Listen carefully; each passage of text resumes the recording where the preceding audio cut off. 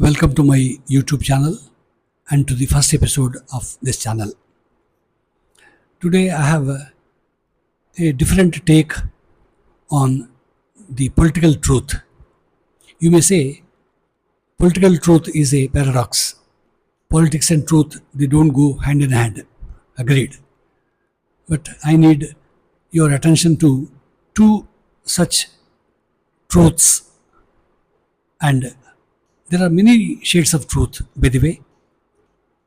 Naked truth, truth never told, truth half told, and convoluted, distorted truth. A truth was hidden from public memory for a great incident that happened in 1948. Immediately after the assassination of Mohanlal Karamchand Gandhi, also called Mahatma Gandhi, a great thing happened in the state of Maharashtra. 8,000 Brahmins were identified by voter list by Congress people. They were hunted and killed in their houses and in the neighborhood. You know why? Godse was from Brahmin community, more so from Chitpavan Brahmin community of those days. In Maharashtra, those tumultuous 3 or 4 days, 8,000 people were killed, mostly Chitpavan Brahmins, Deshastha Brahmins, Konkanastha Brahmins, and if available, any Brahmin of Maharashtra state. And this was never reported widely in any of the newspapers those days. Reason? What we have a Godi media now today, there was a Godi media there then too, if at all it existed. The news was suppressed and never told.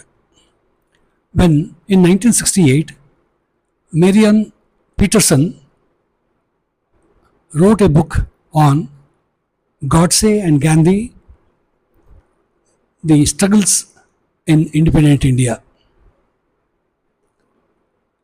She culled all the records. She went into police records of those days because no archives were available in newspaper offices.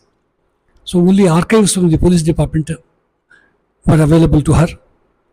She wrote that people were identified and killed and the number went into 8,000 or more. There may be an argument it was exaggerated, or it was 3,000 not 8,000, or it was 4,000 not 8,000. But the thing happened and it was never told. It was a truth untold. She was not alone.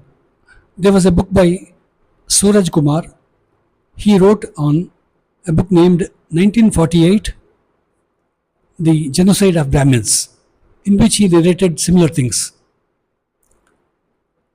To support these two books, there was one D.P. Mishra, who was the Chief Minister of Madhya Pradesh.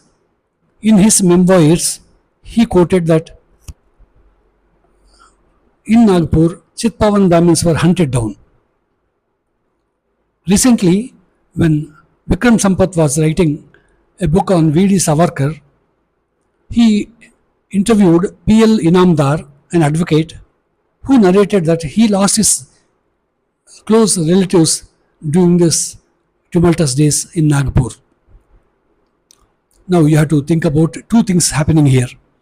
One, the happening that is called genocide, and second, the suppression of truth.